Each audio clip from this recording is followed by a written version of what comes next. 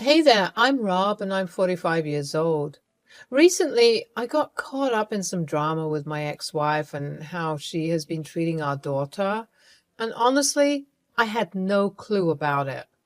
Let me rewind all the way back to how it all began about 20 years ago. Time sure flies. Looking back, it all started around 20 years ago when Marianne and I first met at a bar. I had just achieved my airline transport pilot license and I was celebrating. The moment I laid eyes on Marianne, I was already in love. It was like magic, and I thought she was the one from the get-go. We hit it off instantly, started dating, met each other's families, and everything just fell into place. 2 years later, I was 27, she was 25, when we said, I do. The proposal was for books. It was very private, but it meant a lot to us. I whisked her away on a sweet picnic, and as the day turned to night, we were stargazing with a bottle of wine. That's when I popped the big question, and she said yes. Not long after our marriage, Marianne became pregnant with our first child, Joe, just a month into our marriage. That's when I was already up in the skies as a pilot. I admit I've been an absent dad for a big part of my life. Marianne took on the role of a stay-at-home mom while I was flying all over the place, doing my pilot thing. Before we got married, flying was something Marianne and I enjoyed together. However, as our family grew, circumstances changed and my absence became more pronounced. My flying schedule limited the time we could spend together, and I regret not being more present during those crucial moments of Joe's upbringing. Back when I had more time before taking on a full-time job, Marianne and I were inseparable. We would go flying together once in a while, cherishing those thrilling moments in the sky, and we had a blast doing other couple stuff as well. But when the job and our son Joe came into the picture, things got a bit tricky. My pilot gig had me away from home way too much, and I knew it was tough on Marianne. Still, whenever I managed to be home, we made it count, man. We'd plan romantic dates, call up a babysitter, and just have a great time together. But looking back, I do regret not being there as much for Joe. Those classic father-son moments, like teaching him to ride a bike or shoot hoops, just slipped through our fingers. Joe was into football, and even attending his football games became a rarity due to my busy work schedule. It seriously bummed him out because football meant a lot to him. But then the heavens smiled upon us and little Dorothea, or Dottie, entered our lives. However, during that time, I could see that Marianne wasn't doing so well emotionally, and I totally understood why. I mean, she was practically a one-woman show raising the kids while I was out flying all over the place.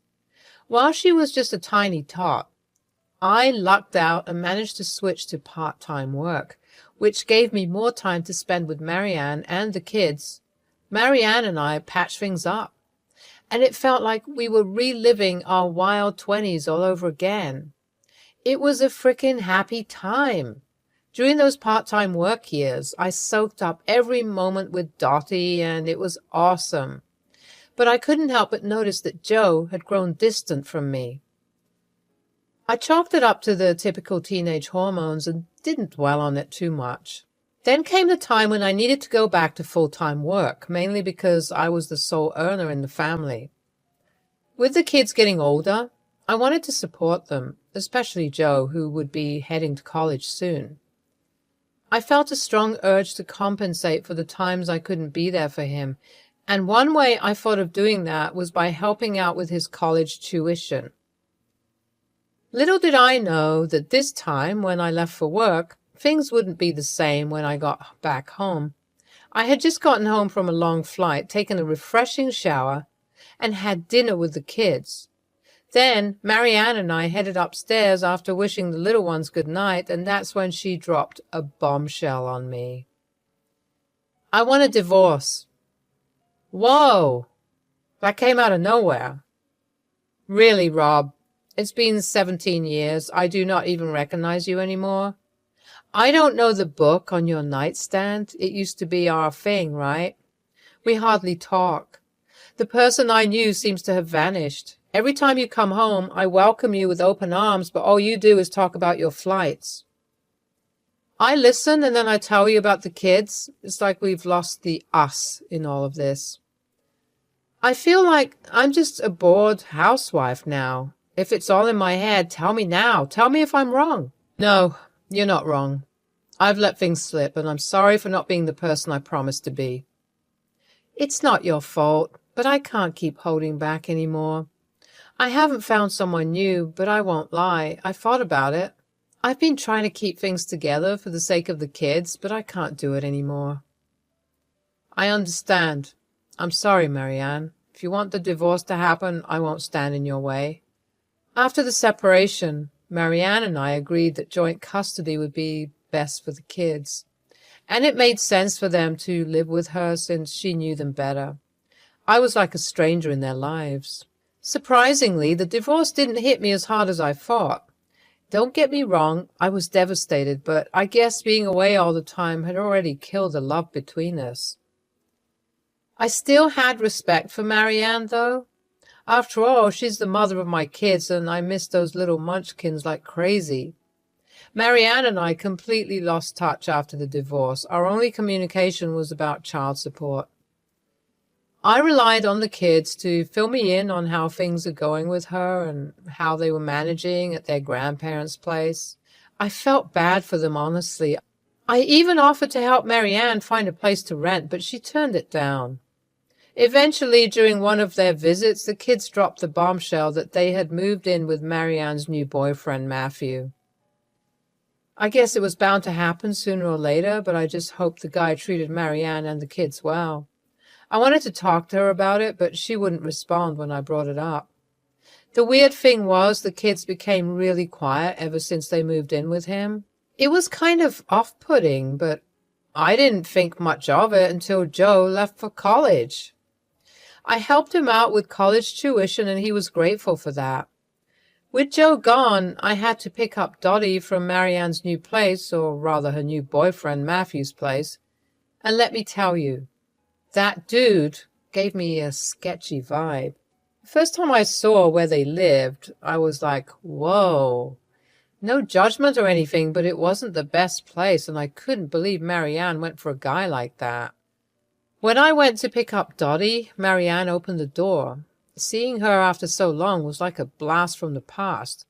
She looked different, all troubled and stuff. She was wearing a robe, looking pale and skinny, and, no offense, kind of old. Something seemed off. Hey, how's it going? I'm okay.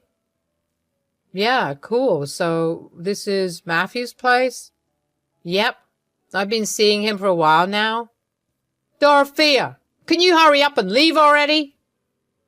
That is when I heard Matthew calling out for Dottie, and it felt like he was screaming at her. I did not like the dude for talking to my daughter like that. It just did not sit right with me, and with all of Marianne's short replies, something definitely seemed off. She had never been this quiet in her life. It was like she had lost her spark. She looked tired even more when she was with me. It made me wonder what was going on in her life and if everything was okay. I took Dottie with me, and we had an awesome evening. We watched her favorite movie, The Princess Diaries, for like the 10th time while munching on Takis, but hey, I was not complaining. I was just so happy to be spending time with my daughter. For dinner, we ordered pizza, and then we indulged in Ben & Jerry's cookie dough ice cream for dessert. During our little dinner chat, I tried to get to know more about this Matthew character. So, does Matthew treat your mother right? Yeah. Well, is he nice to you? Yeah. That's good, kiddo. You know, you can always tell me if you have any problems. Your daddy's always here to protect you no matter what. Okay, Dad. Then I asked her about school. How's school going? I don't want to lie to you, and I need to come clean about something. I don't go to school anymore. Mom told me to keep it a secret from you. She pulled me out of school and said I could continue next year. Dad, please don't tell Mom that I told you. You don't understand. It would just get me into bigger trouble. Are you in trouble, sweetheart? Is everything okay? Yeah, everything's fine, but please just don't tell Mom. Dottie, I really need to understand why your mom would keep this from me. Not going to school and taking a gap year is a big deal. I'm really worried about you, and I want to make sure everything's okay. I know, Dad, but Mom said she's handling everything, and she didn't want you to get involved. I was taken aback by the whole situation. I could not wrap my head around what was happening with Marianne. Even though I promised Dottie not to say anything, I needed to understand why she wasn't sending her to school. Dottie was on the verge of starting middle school, and missing out on those crucial years felt really concerning to me. I'm providing financial support, so what could be the reason holding Marianne back? Initially, I thought about asking Joe for some insights, but I didn't want to burden him with our family issues. He has his own life now, and I didn't want to disturb that. With a couple of flights lined up for the week, I decided to wait until I got back to talk to Marianne about it. I asked Dottie to go to bed early and dropped her off at Matthew's place the next day before heading to the airport. A few days later, I finally landed my flight for the week and had the weekend off. It had been ages since I had a weekend to myself, and I was stoked about it. When I got home, my phone started ringing, and guess who it was? Marianne. But when I picked up, it was Dottie on the line. Hey, Dad. Hey, baby girl, what's up? Is everything fine? Why are you calling from your mom's phone? Yeah, Dad, please send $3,000 for new school books. Wait a minute, didn't we talk about school yesterday? You told me Mom pulled you out of school. Marianne took over the phone. Dorothea needs money for some new books. It's $3,000. I knew Marianne wasn't sending Dottie to school. Feeling exhausted and frustrated, the fact that Marianne would hide something like this from me and then lie to my face made me snap. I couldn't hold back my anger any longer. What's the money really for, Marianne? I've been sending you child support all this time, and now I find out Dottie isn't even going to school? What's happening here? Where is all the money going? Oh, my God, I'm just going to talk to you later. And then she just hung up the phone on me. I kept calling, but no one answered. It was way too late at night, and I was dead tired. I still had to pick up Dottie for the weekend, though, so I decided to tackle the conversation the next day. I couldn't help but feel mad and suspicious, though. What on earth was Marianne hiding from me? I only wanted what was best for my daughter's education, and it was bugging me big time. Wondering where all the money I had been sending her had gone. It was around 1 in the morning when the phone started ringing. I picked it up, and to my surprise, it was Dottie. She was crying, and I immediately got worried. What had happened to make her so upset? Dad, can you come pick me up, please? Are you okay? What is going on? Where's your mom? Where's Matthew? Mom doesn't know I'm talking to you. She's probably sleeping in her bedroom with Matthew right now. Just be here and call me when you're outside. Don't worry, I'm coming. I could sense the fear and distress in Dottie's voice, and my heart sank. I told her to stay put, and I dashed out to pick her up, my mind racing with all sorts of worries about what was happening. I drove like a maniac to their place, not wasting any time. I called Dottie, and she tiptoed out the door like a ninja. This meant that Marianne had no idea that I was here. I gave Dottie a big hug as soon as she got into my car, and we didn't talk at all during the drive back home. Once we got home, I got her settled on the couch and told her to make herself comfortable.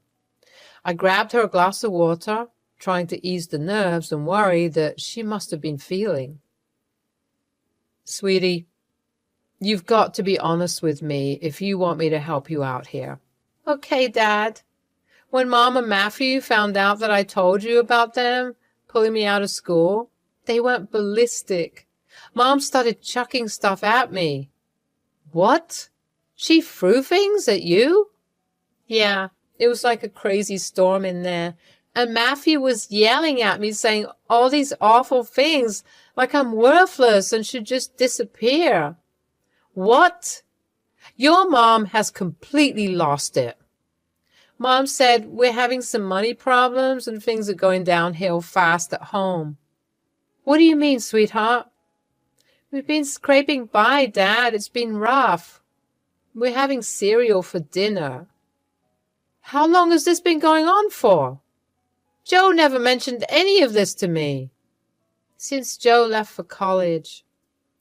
I couldn't believe what my daughter was telling me at first. It was just so hard to wrap my head around the idea that Marianne, I knew, who had always been a good mom, could do something like this. Joe never complained about her, and yeah, she could be strict, but never abusive.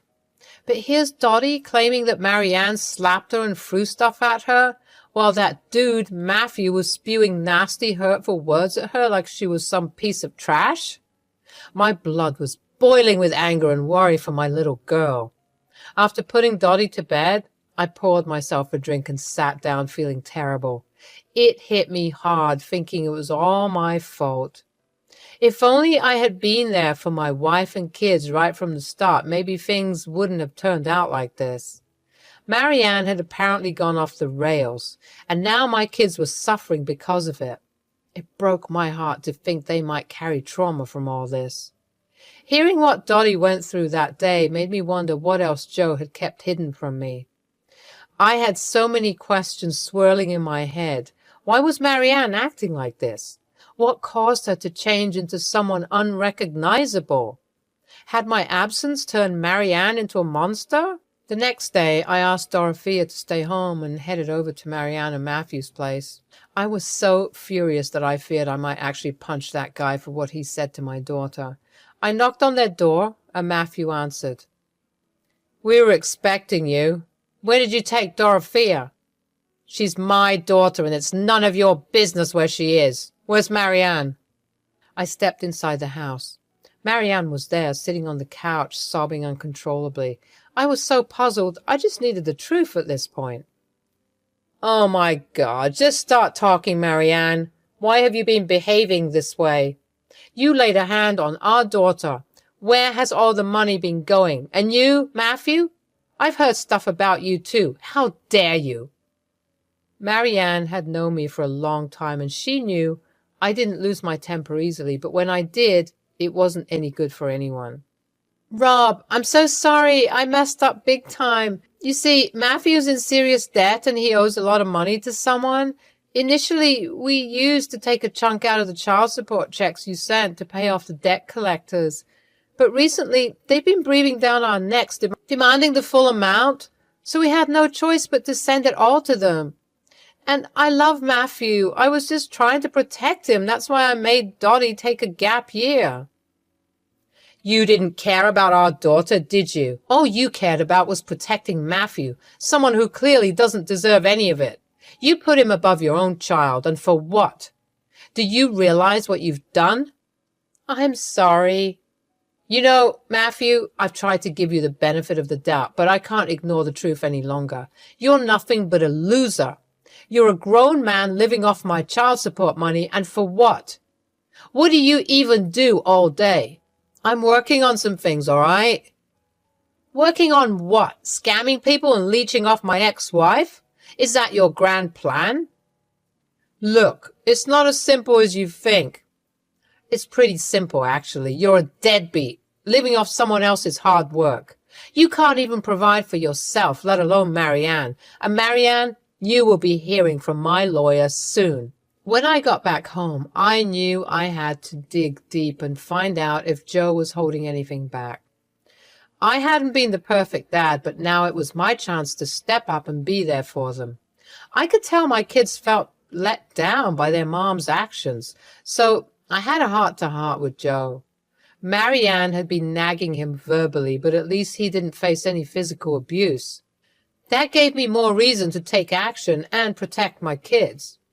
I consulted my lawyer, and together we took the matter to the authorities, shedding light on the abuse and neglect my children had endured. And guess what? I finally won the legal battle and got full custody of my kids. Marianne tried to beg her way out of it, but the court wasn't buying it. She lost custody and visitation rights. As for Matthew, my gut feeling about him was right. It turned out he had a criminal record for breaking and entering, leading to his imprisonment for a year. I've retired from flying and moved into a role in management and mentorship, all with the sole purpose of being there for my daughter and son this time. I want to make up for lost time and create a loving and supportive environment for them. My kids are my priority, and I'll do whatever it takes to give them a safe and loving home. I want them to know that they can count on their dad, and I'll never let them down again. We got a long road to heal, but I'm going to be the best dad I can be.